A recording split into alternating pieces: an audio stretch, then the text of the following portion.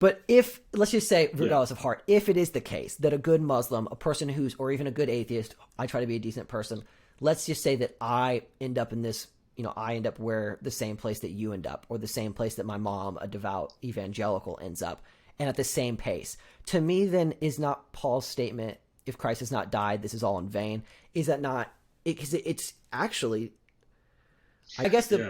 I'm sorry, to answer my own question, I guess the Christian response would be, well, Christ did die. The Christian universalist response would be, Christ did die, so his saving power saves you regardless of not. But to me, if it didn't happen, Right, I right. don't know. That's I'm that. going in circles. No, it's okay. I mean, that's a really good point. That's probably what they would say, that Christ just, is uh, the hero, so to speak. That he set the example, to restore creation, and you can choose to follow him, and maybe you'll be in heaven while you're here on earth. You can try to avoid hell, like we talked about earlier. Right. It's just, to me, it's utterly irrelevant to think about the ontology of hell, what that might be like. I think we should strictly focus on the psychology of hell.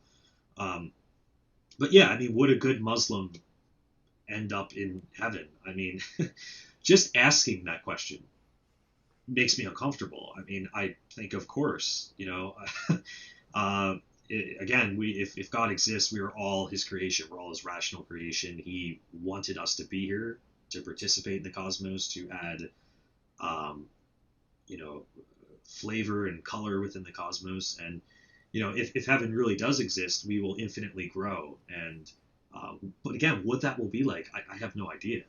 You know, Yeah.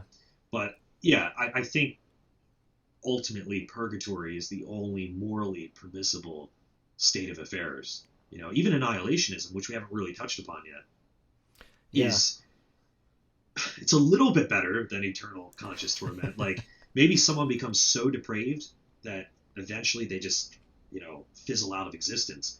But even that, couldn't God still work so hard to save them? I mean, why does Yeah. God create a state of affairs where rational creation fizzles out of existence? But again, if we have free will, we have an identity, we can choose that. We can choose to say, no, I want nothing to do with God. How that would look for eternity, I don't know. Maybe that'd be really bad. But it's certainly better than eternal conscious torment. But ultimately, this kind of purgatory, this, as my friend David Armstrong said, cosmic rehab. Cosmic Yeah, rehab. cosmic rehab, uh, It's good. is the most morally permissible and logically coherent um, state of affairs. So, Yeah. Yeah. So